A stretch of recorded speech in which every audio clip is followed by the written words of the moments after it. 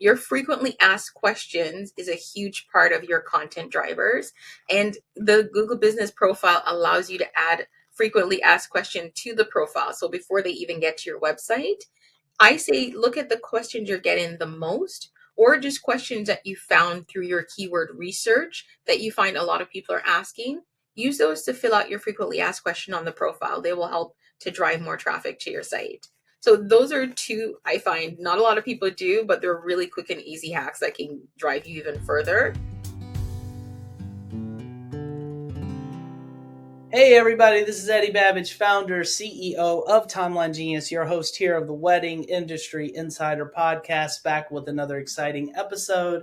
I am here with Jody-Ann Rowe. Jody is based in Toronto. She is the founder of the Event Certificate, a digital marketing agency that focuses on lead generation for wedding pros.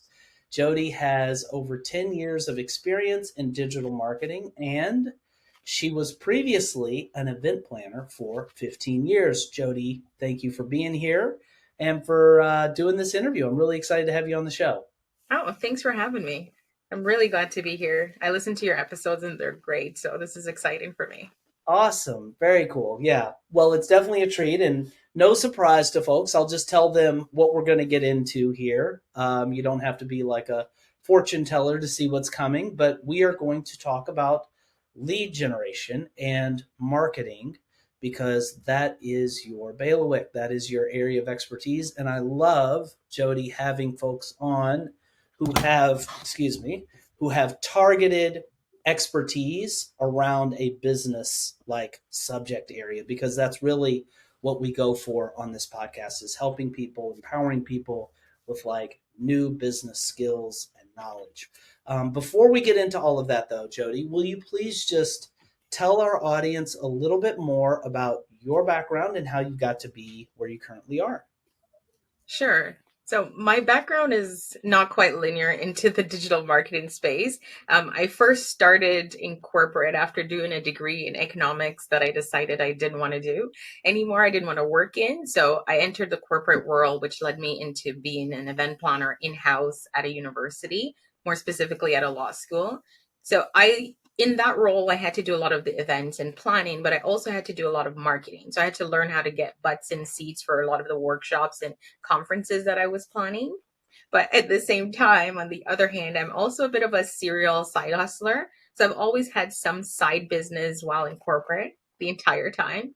So first I started with a digital, like a babysitting matching agency where I was matching babysitters with parents. So I was doing a lot of online guerrilla marketing. So posting ads on like Craigslist and trying to do it from there. Then I also did Etsy and a lot of other side businesses. And that's where I really built my digital marketing skills. Then my final side hustle was starting an event planning business while I was working full time as an event planner. And in that space, I found I was getting a lot of questions from just friends and networks and kind of, how are you doing this? How are you growing the business? So because I was busy, because I was working full time, running the business on the side, I decided to start a blog. So the event certificate initially started as a blog of just, here is my knowledge. Here's how you start a business. Here's what you do. Over time, that grew into what it is today. Because what I realized as I started this as a, here are some tips, what I realized people needed were more specific and focused support in terms of acquiring clients and just marketing their business. And that's where we are today. That is super cool, Jody. And will you tell me, I mentioned this in our pre-interview that I wanted to kind of explore one thing that I think makes you very unique, which is you're not just a marketing brain, you're not just a lead gen brain, you also are a planner, where you have been a professional Yes. planner. Talk to me a little bit about that connection between event planning and marketing. Yeah, so when I was doing events, a lot of it, so I was in-house at a law school. So a Gotcha. lot of the events I was planning already came into us, right? So Gotcha. it was already brought in by the company. Maybe we have a sponsor, we have a corporate partner that needed something, or it was just informational, like we're putting on a specific conference on a trending topic, stuff like that.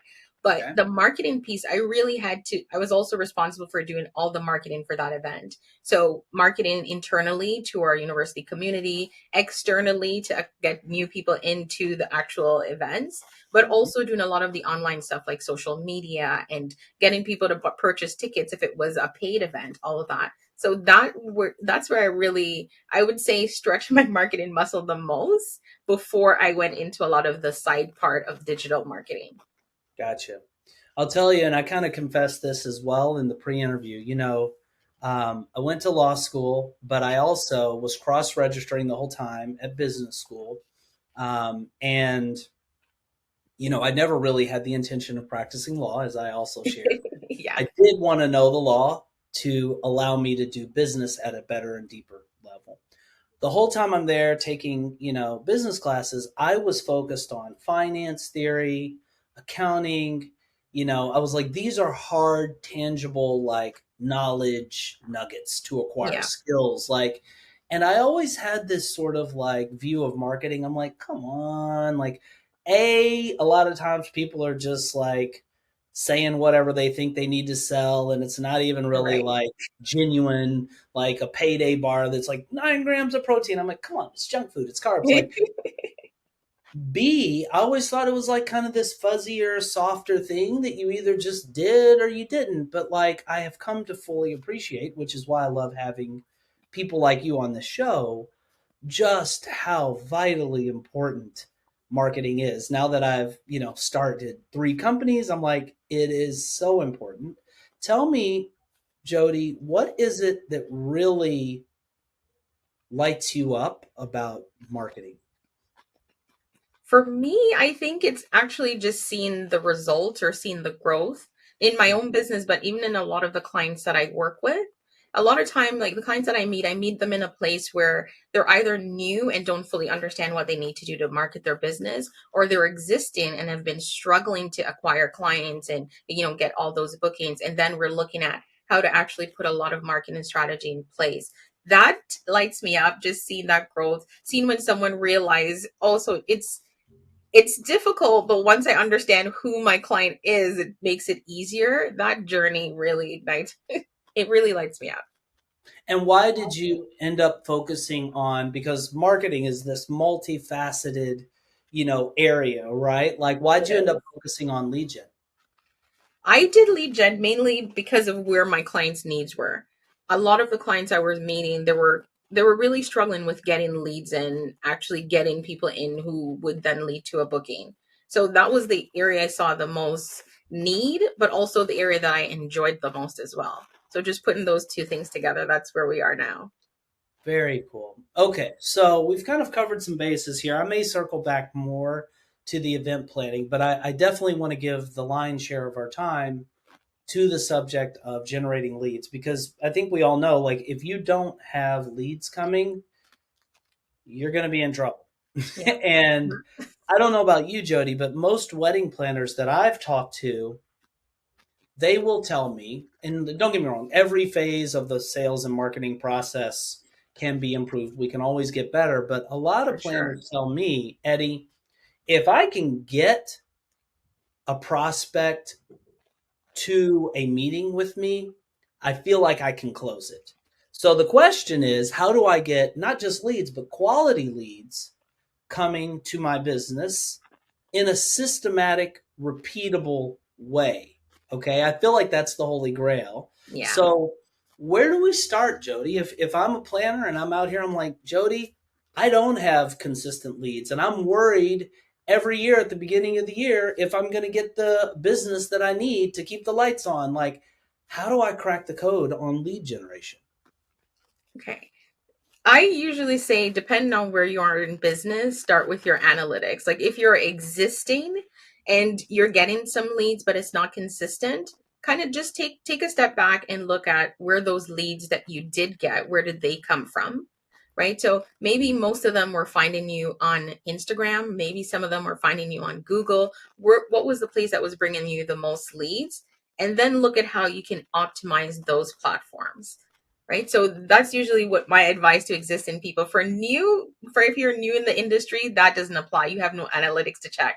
In that case, I say definitely you need to start with your research of understanding who you're trying to target and how you can find them. So if you're a wedding planner and you know that you're going to be targeting couples who are newly engaged in a specific city, and you understand the age range that they're in, you understand then how they might navigate online a little bit better. Because I tell my clients all the time, your clients are very similar to you. How you use the internet, they do the same thing. They start on Google, for example. They'll put in specific keywords. Just understanding that journey will help you to start to understand how they're going to find you and the things you might need to have in place to start targeting that. And we can go very much deeper into those things that you need to then have in place. So they're kind of these two buckets. Case one, you already have leads coming to you. Let's dive a little further down into that, right? Like, how do I go in? I know some of this may seem really basic, but I just kind of want to start from square one. Right.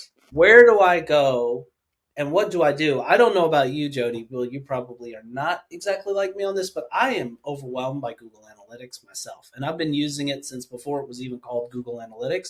It's constantly changing. There's all this new stuff. It's confusing and overwhelming. How does a person who's super busy, not necessarily super tech savvy, get their head around their traffic, where it's coming from, and all of that? Yeah, so I usually recommend starting with Google Analytics. For a lot of my clients, I suggest Google Analytics can be a lot to learn at once. Dependent on your website platform, though, I find some sites do a really good job of connecting the analytics and breaking it down.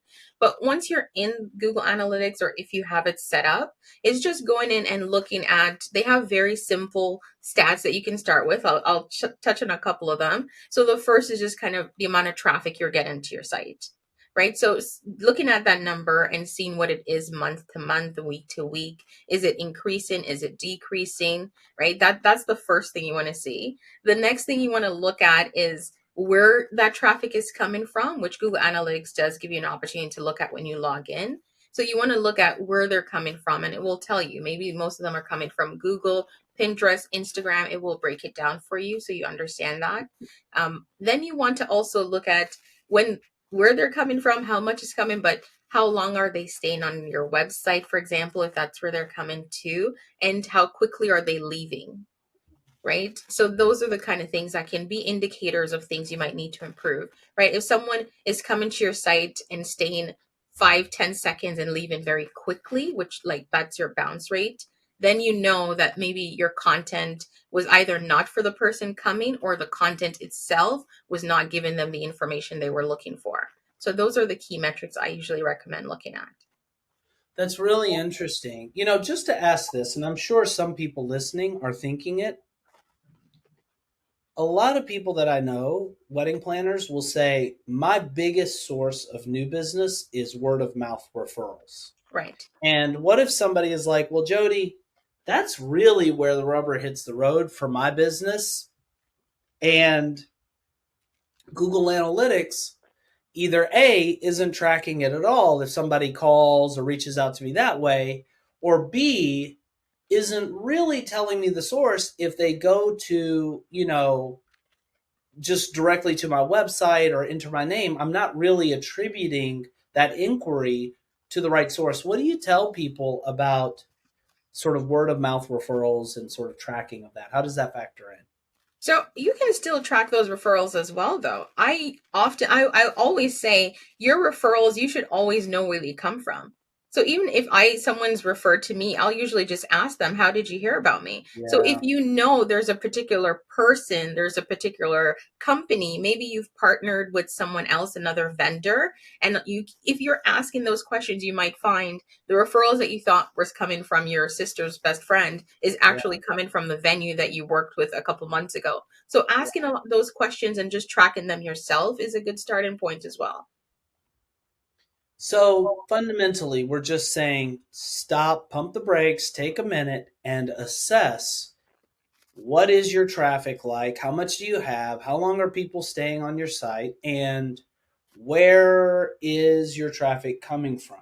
Yeah. In your experience, Jody, with wedding professionals, and I'll say specifically planners, where do you see most people getting their traffic? Like, what's the primary source, or does it just vary wildly from one case to another?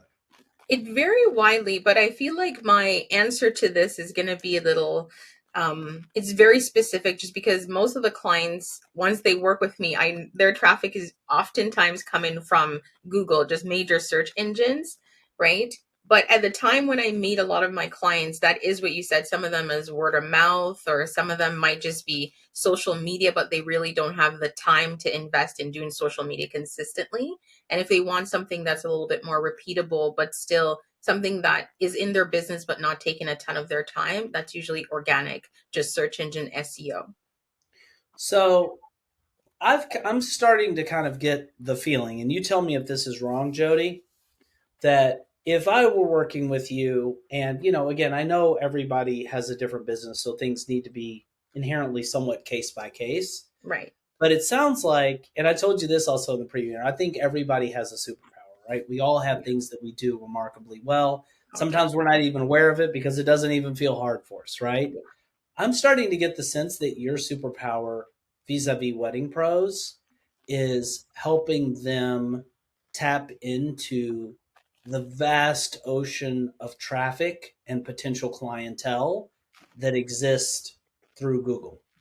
Oh, Would that definitely. be accurate? Is that kind of like Yeah, where your like Jedi skills really shine? pretty much. Okay, that makes sense. So, and it really makes sense to me as a marketing channel for wedding pros because I mean, aren't people Googling left and right, like wedding planner, Boston, Massachusetts, or whatever, right? Yeah. Like, isn't this a great? I mean, there's some businesses that, where search engine optimization, to be extreme, a brick and mortar coffee shop, somewhere in Brooklyn here near me, right? Like, Right. I wouldn't expect that people are going to be some people, yeah, but like for wedding pros, and I'm thinking specifically of planners, it does seem like Google would be a great marketing channel Yeah. for I customer think acquisition. most search engines are. So that could be YouTube or Pinterest as well, but Ah, definitely Google is a huge one. okay. All right. So we talked in the pre interview about kind of going wide. I'm starting to be really intrigued with this narrower focus Okay. on these search engines. And we can kind of pop back and forth, narrow, wide. But ultimately, I'm just trying to extract like, what are the things that people can do here to really go out and get some leads? So let's talk about these search engines. Okay. YouTube, Pinterest, Google. How do I go in as a wedding planner and leverage those to really ratchet up my lead gen? Oh, for sure. So let's start with just Google, right? Because Okay. it's one of the largest search engines and it's the easiest one.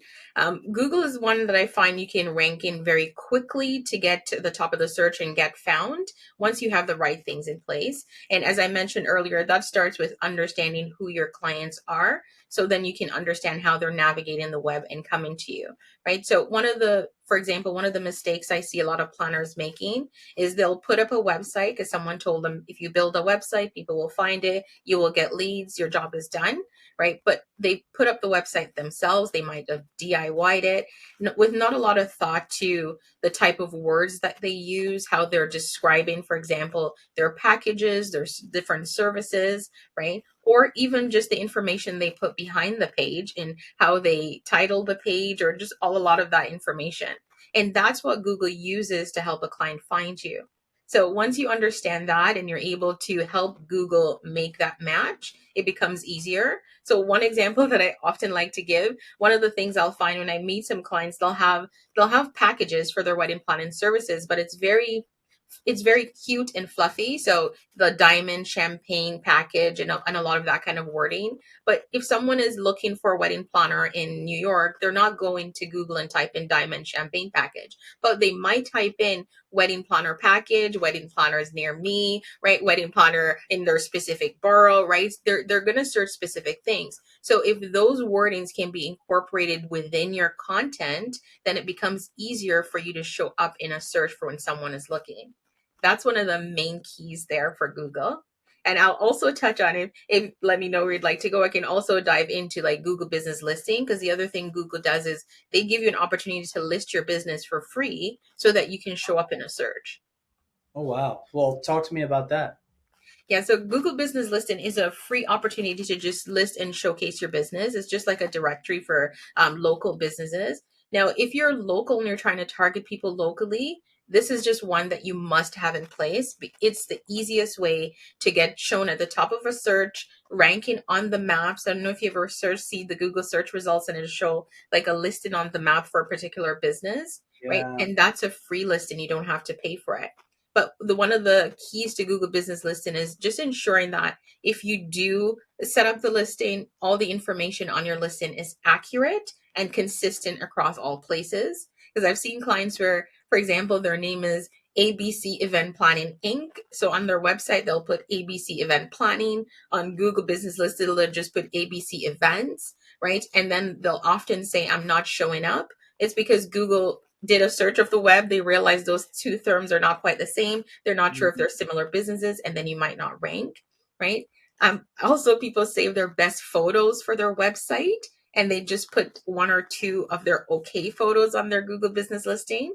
This is a reminder. Whatever you think your best photos are that you have on your site, also put them on the listing. Because if you show up in a search, it's going to be the first thing a potential client will see. And you do want to impress them right away, right? Another piece are your reviews. Reviews are so important on your listing. I know sometimes I have clients that complain about using third-party platforms for listing. For example, I don't know if I can name names, but like the Not or Wedding Wire. Sure. But if they have a premium account, the reviews will show up. But the minute they don't, they're kind of stripped from their profile. Google Business won't do that, but they'll also use the review to help show you up in a search. So if a client does a keyword search, the review is also searched. So if a client mentioned, this was the best wedding planner I've worked with in Brooklyn, just those keywords in that review on your profile, if someone is searching, can also help to bring your profile up.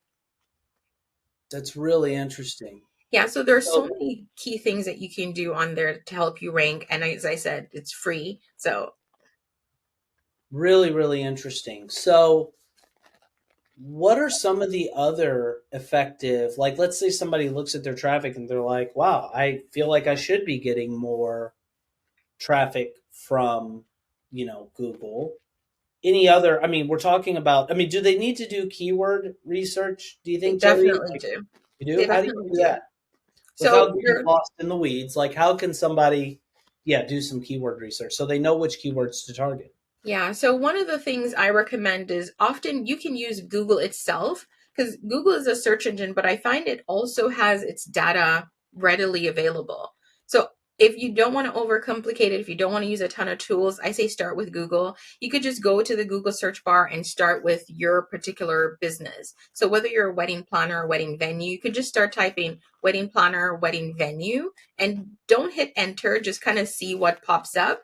Google will often roll out a list of additional key terms, and every key terms that you see that's listed below in that drop down, it's the most searched keywords.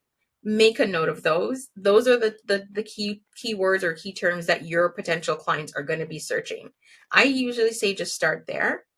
That's Now, smart. if you want to move further, you can just hit enter on whatever that is. When you do, in the search results, the other data piece that Google gives you is in somewhere in the middle of the page, it will say, people asked, like people also ask, and it'll have a bunch of questions. I tell my clients, make a note of all of them. It will give you kind of an accordion list. If you expand one of the accordions, it will give you several more. Those are good keyword indicators because people are looking for them. And then if you scroll to the bottom of the page, it will also tell you again, like related searches. So it might not be specific to your key term, but it might be something similar. So if you're a wedding planner and I see in a related search, like I'm a wedding planner in New York and I see most people are searching wedding venue in New York, maybe a good thing that I want to include in my content, is that I can help you find your wedding venue, or I can do a blog that's listing or recommending wedding venues, right? So that's one of the easiest non-techie ways to do it. The other is you could just use a tool. One tool that I really like is Uber Suggest, just because for your first kind of list of search and account, it's free. So you can go through, search the keywords. It will show you the keywords and related keywords, how often people are searching it, and how hard it is to show up if you're using it. So Very, those are my recommendations. very interesting. And you talked about something that I want to circle back to, Jody, which is knowing who you're targeting. Do people need to do an avatar? Do they need to create like a fleshed out description of their ideal client before they start doing these other sort of tactical ideas? So I recommend doing an avatar, but I find over the years my opinion on this has changed a little bit, only because I think it's good to have one, but I don't like when when it becomes like the sole driver. So I say yes, do one so you have a profile at least where you kind of understand who the person is, what are their challenges, why they might be looking for a wedding vendor, what's their age group more or less, right? But I tell people don't be too stuck to it just because as the years go on, as different life events are happening, right, that might need to be changed a little bit. So keep it flexible, but yes. Very interesting. Yeah, I asked because, and people that have listened to the podcast for a while probably heard me say, I feel like the idea of having a clear avatar is something that, I had heard for a while, but it didn't really take hold until like a few years ago, maybe like 3 or 4 years ago. I was like, oh, yeah, that is super important for us. Yeah. But at the same time, and maybe kind of to your point, if you're generating, attracting leads through Google, you can't exactly target.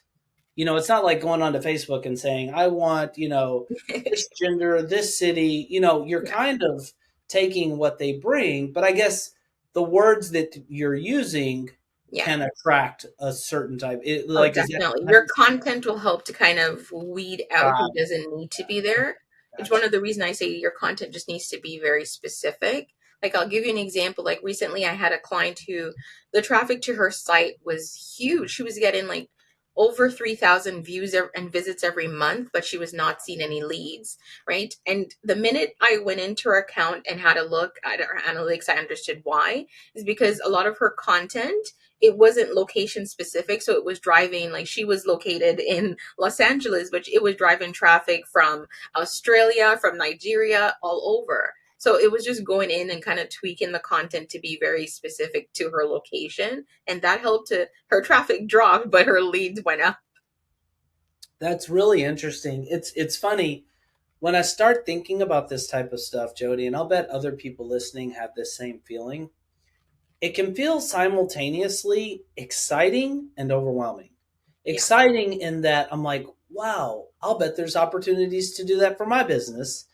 Overwhelming in that it's like, yeah, and there's 10 million other things to do too. It's like, it's weird, but like these subtle changes that you're mentioning, I mean, it makes sense that that could make a big difference. Now, you kind of alluded, I think, to blogging, Jody. Is that something that you feel like wedding pros, planners need to be doing, or like what are your thoughts on blogging? So I think blogging, definitely you need content on your site to help drive traffic. Okay. Adding a blog is just an additional way to do that. Now, I tell my clients if you're in a fairly saturated market where your competitors have a ton of content on their site, then blogging is not quite as optional for you because you do need content to drive Okay. you to the top of the search. So Okay. that's usually my take on it. I'll meet clients who are in a market where their competitors have no content other than just their website pages. They have a Mhm. little bit more leeway, but blogs are key traffic drivers for most of my clients. So we talked about keywords, right? Like we talked about, using those keywords strategically in your on your website copy. Um, and how to figure out, do the keyword research. And we kind of gave a lighter version of how to do it, all the way Right. to a heavier sort of using a tool version of how to do the keyword research. We talked about content generation through a blog. Um, what are the other hacks? And I'm thinking specifically now for Google, because we can turn to YouTube and Pinterest separately. Are there any other tactics, Jody, that you've used that are effective for getting traffic? Yeah, so I'll touch on Google Business Listing. Google Business Listing, there's a couple of additional things I find that people don't often do. Google Business Listing allows you to add updates to your profile. I find not a lot of people use that feature, but that feature is another searchable way to drive traffic. When people are coming to a search engine like Google and searching, there's usually a query in place. So your frequently asked questions is a huge part of your content drivers. And the Google Business Profile allows you to add frequently asked question to the profile. So before they even get to your website, I say look at the questions you're getting the most, or just questions that you found through your keyword research that you find a lot of people are asking. Use those to fill out your frequently asked question on the profile. They will help to drive more traffic to your site. So those are two I find not a lot of people do, but they're really quick and easy hacks that can drive you even further. For your website, the blogs are a huge piece, as I mentioned earlier. But also, I tell my clients, a lot of my clients, especially if you're a venue and you're based in a particular city, but you're maybe targeting surrounding cities, you should have service areas pages on your site, right? Because if, let's say, if New York is kind of like Toronto where it's in boroughs. If you're in a particular borough and you're using a lot of the keywords for that borough, you might be missing traffic from, surrounding areas. Have a services page that's specific to those areas. That will also drive traffic because Toronto is set up in a very similar way, right? Yeah, And Brooklyn. when I do that for yeah. So you'll do, even if it's just like New Jersey that's next door, but if you find people come in to use venues or they will do the travel, set up a specific page to target those as service areas. That's another great way to drive traffic.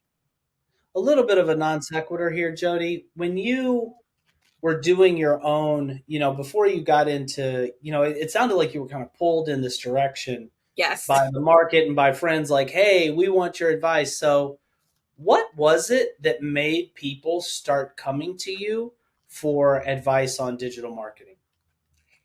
So a lot of what drove them was seeing my success because they're kind of like, how are you doing it? What Now, success were you having? so at the time when they saw me, I was growing my side business. So I'll start with the event planning side business. I started it just as a thing on the side, but yet I was booking really big corporate clients. I like one of my huge clients that I booked very early was a hospital to do their fundraising events. So it was just little things like that. And it was kind of like, well, how are you finding these people? How are you getting it? And a lot of the people asking me these questions were wedding planners, and I wasn't even in the wedding space. And in my view, they had an easier opportunity to target. I thought their targeting was so much easier because it was more of a one-to-one where I needed to get more sign-offs and other things in place. So it was just noticing that a lot of them started coming through and asking questions about how I was doing it and wanted kind of just a lowdown and breakdown of the process that got me there. As a wedding planner, you know how important it is to create detailed wedding day timelines for your events. But creating your timelines can be a tedious and time-consuming job. Until now. Because Timeline Genius lets you create beautiful, detailed wedding day timelines with ease. And it keeps everything you need on the wedding day in one central place. Here's how it works. First, Timeline Genius saves all your clients, vendors, and venues in your Rolodex, so you don't lose time looking for their information. And when you're ready to create a new timeline, you simply enter the key information for your wedding. Click a button, and voila! Timeline Genius magically gives you a customized timeline for your event, where all the details are laid out and the times are calculated for you. From there, you can easily edit your timeline by adding or deleting items, inserting images, changing font styles, and customizing everything to your liking. You can also instantly shift the times for as many items as you want.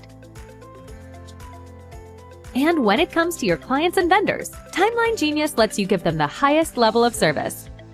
You can send them tailored timelines, showing only the items they're involved in. And you can collaborate by inviting them to a mobile-friendly, web-based version of the timeline.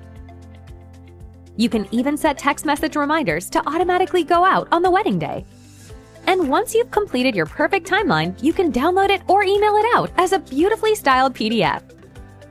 And that's Timeline Genius, a smart software that will help take your wedding planning to the next level. Start your free trial today. It really, my wife and I, there are these principles that you hear espoused when you're on the entrepreneurial path. And one of them that's very fashionable of late is the question is who, not how, right? Like, have you heard this mantra that like entrepreneurs, we start doing something and our first instinct when we come up like, okay, I'm going to start a business. I need to build a website. How do I do that? And, the idea is like very often the right question is who do I need to get to do this? Not how, because how takes a long time to figure out. And there are people, I have come to really embrace this notion. There are people who play at things that are work for others. Like, it sounds like this was just something that you had a knack for.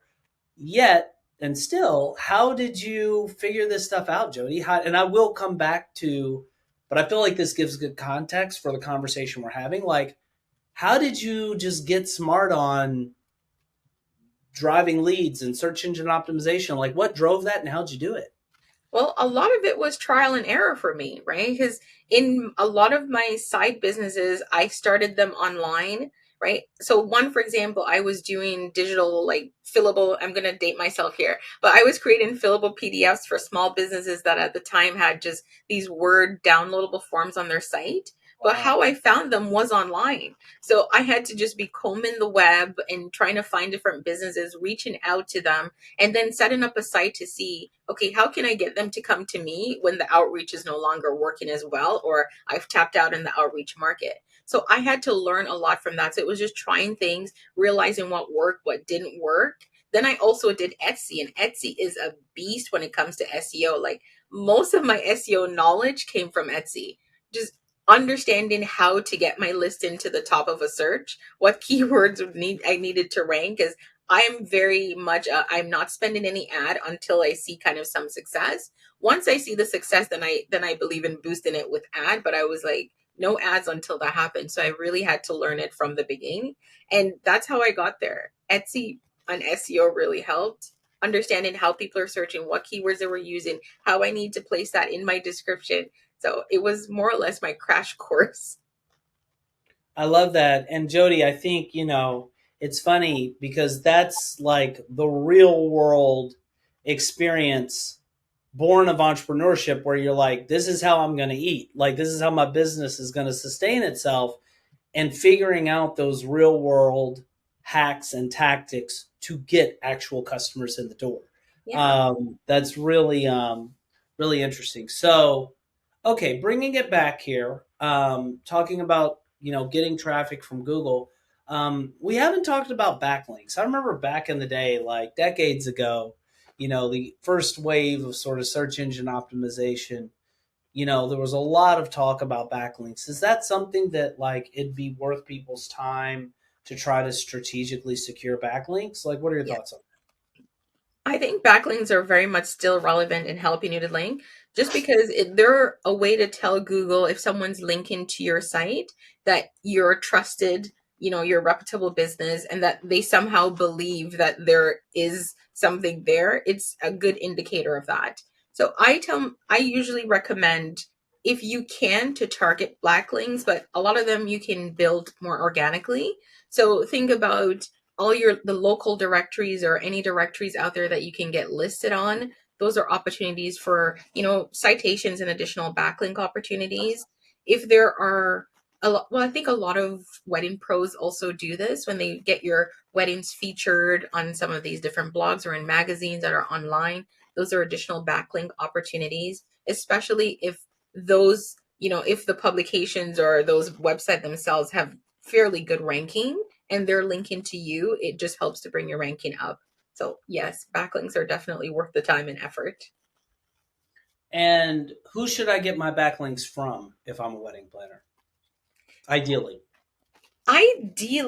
So I say ideally you want to go with similar ranking, like similar industry, but I've seen people rank where they're not definitely completely aligned. So if you can get them from, blogs that are blogging about weddings or magazine Right. publications that are about weddings. Those are really good ones. Or just vendors in the same space. A lot of Okay. times when photographers like post their weddings, they'll link back to a lot of the vendors that were on the project. Stuff like that, they're really good. But if you're getting them from a tool, maybe there's someone that you collaborate with at some point and they're linking, those are still good too.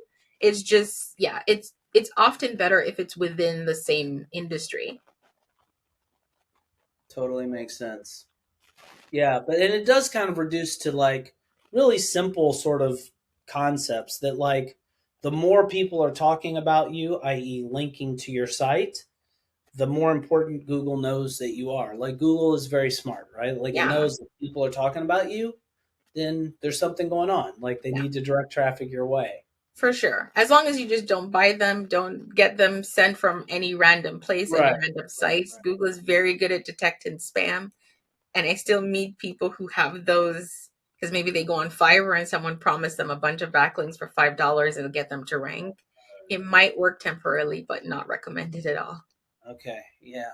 Um, what are speaking of that, Jody? Another thought I had as you kind of watch and consult with like various wedding pros, what are some of the big or common, I should say, mistakes that you see wedding pros make when it comes to lead generation and marketing?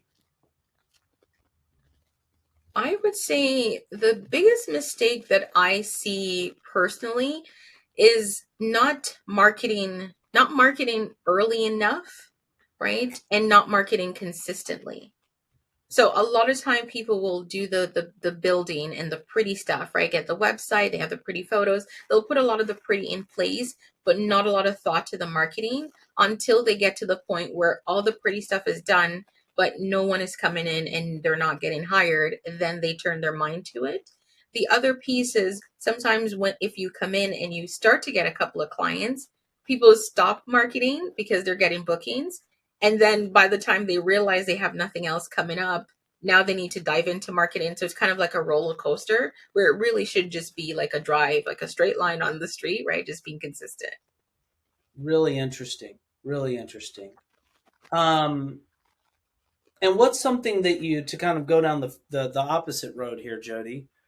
You've seen the way not only from your personal experience, but you see how other wedding pros are performing and behind the scenes because a lot of people are not sharing data about their traffic and stuff. You have the vantage point of kind of seeing from multiple different wedding pros what's working, what's not.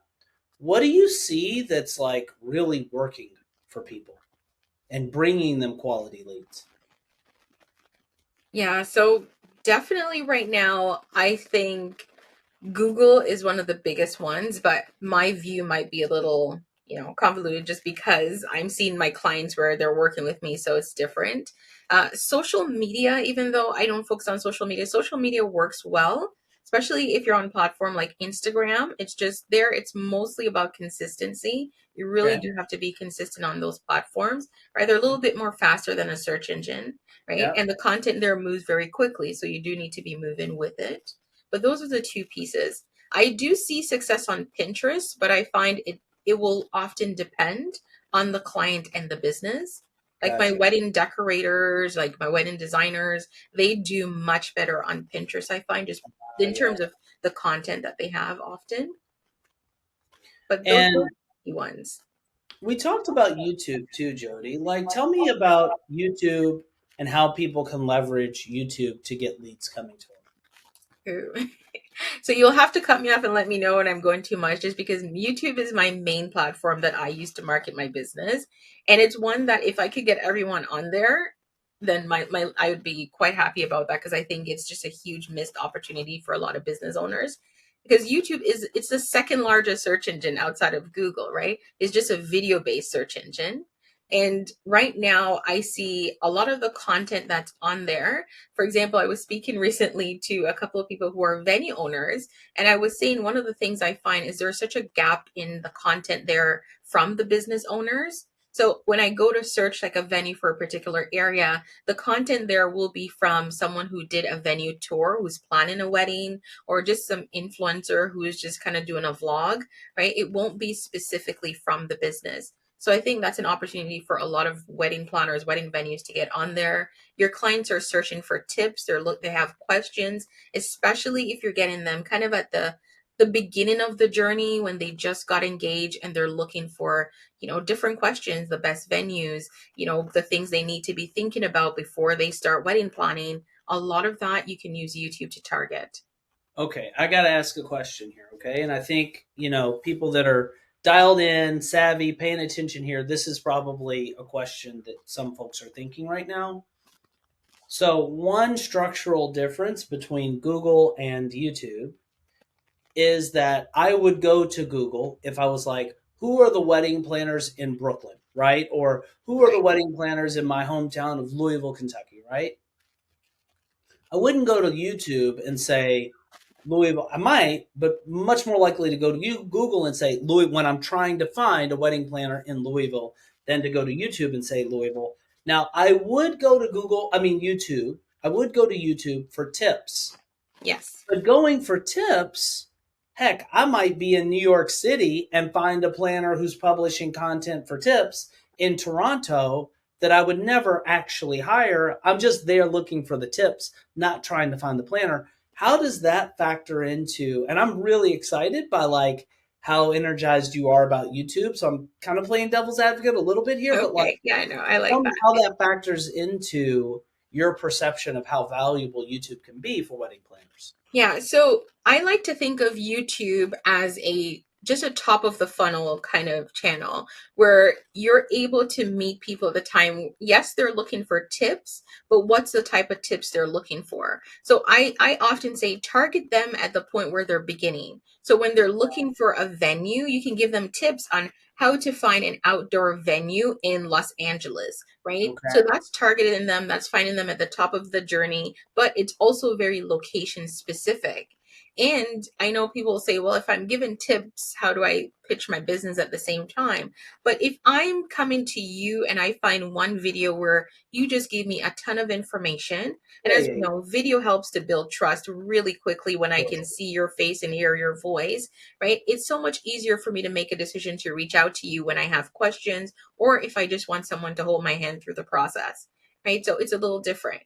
Now, one thing you touch on that I want to point out though is that Google also leverages YouTube videos. So when you do a search on YouTube for keywords, it will often pull in videos and show it in the search results now. So Google is utilizing both. And I think just being on both platforms is very helpful. That makes a lot of sense, Jody. And I guess there is. Now, some planners have packages that allow them to connect with people who are outside of their locale. And some planners are destination planners, right? So they're booking traffic from all over, potentially, depending on how their destination planning works. But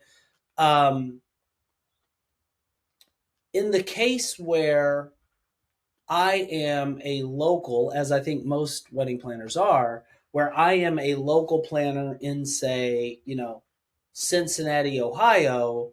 So now suddenly only like a fraction of the people that are on YouTube are relevant to me. Is there any way for me to, in other words, if I get people that are consuming my content in Minnesota, that's flattering and it's cool, but it's not really going to translate to a new ideal client booking for me. Right. Is there any way to kind of connect that? And that was a really smart point. I hadn't even thought about that the videos are also coming up in the Google search results. Is there anything else that you see people doing or you advise people do on YouTube to kind of get traction with the people that could actually turn into a booking, i.e., people that are in their locale? Yes. So make the content specific to your location. So that includes the video content, your video title. So you can put it in the title, right? 5 tips for booking an outdoor space in Cincinnati. In Brooklyn. right, or right, make it specific. Whatever. Yeah. And YouTube, use like in your description, you can put it in your YouTube video description as well. Put location specific Ooh, information. ooh. YouTube also has video tags, right? You can put it in your tags. You can tag your specific location. There's several opportunities just to make it more specific to where you're based. So I've had this thought, and you kind of said it, Jody, because I come at this like as a tech entrepreneur, and I feel like you said, as a corporate planner, it was even harder. Like every software company is like smart on digital marketing, to varying degrees, but like there's a lot of competition for keywords, all of that. I've often had the thought, and I'm interested in your opinion because I've never really fully researched this, but it seems to me that like the average wedding planner in any given locale is not like an SEO whiz or is not just go into town on YouTube doing all these things, such that if somebody were to take these pieces of concrete advice and start doing this stuff, it seems like there would be a lot less competition for them to kind of rise up the ranks and to start getting more visibility, viewers and Oh, users and traffic and leads. Is that 100% accurate in your view? 100% accurate. So There's such a that's huge exciting. gap and so much opportunity. That's exciting. What do you say to people, Jody, to kind of circle back to the who, not how theme? Can planners do this themselves, or do they need to hire you? And I know, like, if you were just like, and I know I can tell you're a very genuine person, you're not just going to be like, nope, you got to hire me. That's the only way. But, like, what's the honest answer to, like, is this really too much for the average planner to take on in addition to planning? Do they need to hire somebody, if not you, somebody else? Or can they actually take this and get this stuff done? So I say honestly, if you're someone who's busy, you have a busy family life, you're maybe sometimes working a full-time job, just hire someone. I say don't play around and waste too much time and effort in doing that. But if you're not and you do have the space to do it, you can do it. It's all about how you approach it, just a little bit at a time. It doesn't all need to be done in one day, right? Because marketing is ongoing and is consistent. It should never just be a one-time thing and you stop. So a little bit at a time, look at maybe just start with your Google business listing. If that's the only thing you can accomplish this week, that's a great start because it's still an awesome opportunity to rank completely for free, right? So a little bit at a time, schedule it out, add it to your calendar, set goals, deadlines, whatever you need to, but it definitely can be done on your own. I love that. Man, this time is really flying, Jody. And I want to put one quick plug in, and I'm going to come back. I have at least one other, I think, very interesting question for you. But before I do, I just want to tell folks about our software, Timeline Genius. I think most people at this point, if you're a wedding planner and you don't know about Timeline Genius, then hey, this is your lucky day. But yeah, if you're a planner out there and you're serious about your craft and you value your time and the quality of your work product, I want you to know that Timeline Genius lets you easily create beautiful, customized timelines for your weddings and even other events. We also have a checklist feature set that we launched this year that allows you to manage the multi month sort of overall planning process. And um, without bragging or being disingenuous at all, I would say that hands down, it's the world's best tool for creating wedding day timelines. So you can go to timelinegenius.com, watch the video on the homepage. Better yet, book a free virtual tour, and I think you will be blown away by how much time it'll save you and how much it will help elevate your business. That's my plug for that. Jody, bringing it back to you again, seeing that our interview time here is flying. Um, there is a question that I always ask of folks, and it is if you could give one piece of advice to everybody listening to us right now, based on all of your experience to help them as much as possible building their business, what one piece of advice would you give people, Jody? I would say market your business like no one is watching. What does that mean? And I say that only because sometimes when I meet clients, when I'll say to them, well, you're not marketing or you're marketing inconsistently, often it's that they don't know what to do. But sometimes I do meet the people where they're hesitant, right? They don't want to market too much because they feel like they might be annoying or interrupting, or maybe, right? They don't want to promote too much. And I always say, I'm not sure what promoting too much entails, because to me, when you're promoting too much, it just means more clients. I don't think there's a limit on promotion. Like, unless you have clients that say to you, I'm sorry, please stop selling to me, you should be promoting your business. And whatever you think you're doing, you probably can go twice as much and you'll be fine. Jody, I love that. Like, this has been a really cool interview. Like, I really, really like this interview. Like, and I feel like I've said this on so many of the episodes. Sometimes I'm doing this, and on paper, the idea here is that I am a conduit to allow valuable information to flow through me, through our podcast, to all of the wonderful, amazing people that are listening. But in being that conduit, I oftentimes, like, things will just hit me, and I'm like, wow, like, and I think a lot of planners probably share this attribute. You know, Oprah, my girl Oprah, she calls it the disease to please. She's like, I had the disease to please. And like, that's real. That affliction is real, where you're like, I don't want to step on anybody's toes. Yeah. Some people aren't like this. Some people have no problem, but like, I can be like, look, the last thing I want to do is impose and be a bother. But like, getting over that like mindset block just seems like such a powerful thing. Being like, yeah, I'm going to email you like a fourth time. I had Alan Berg on here. He was saying, yeah, like, people don't follow up. You'll get an inquiry. It's like, people will send one follow up and then they'll call it quits. Like, don't want to bother you, but like, people need to be reminded.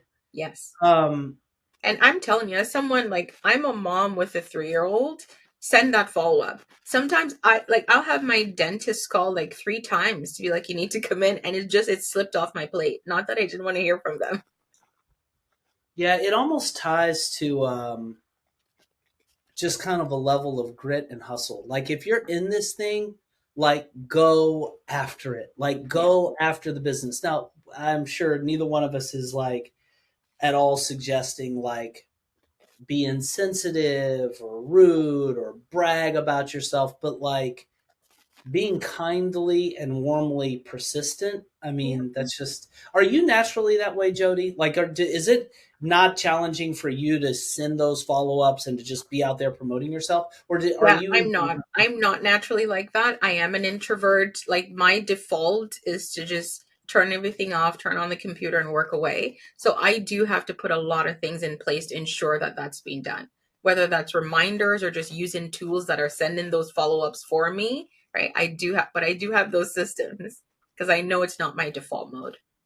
And out of all of the pieces of advice that we could have kind of wrapped this interview up on, you chose that as your number one. Why? Because I've seen what happens, or the growth that's possible when someone stops being that, like, once they've gotten around that block. I love it. Jody, I'm going to, I guess I'd just like to invite you to tell people, especially those people that hear this and like me, they're like, this is a little overwhelming. Good stuff. Lots of very good concrete nuggets here. Really good stuff. But I'm a little overwhelmed and I could use some help with the who, not how thing. Like, for those people, Jody, and anybody else that wants to reach out and connect with you, how can they get in touch? Yeah, so YouTube is my main channel where you can check me out, see all my videos and all my tips. You can start there. It's just YouTube. My business name is The Event Certificate.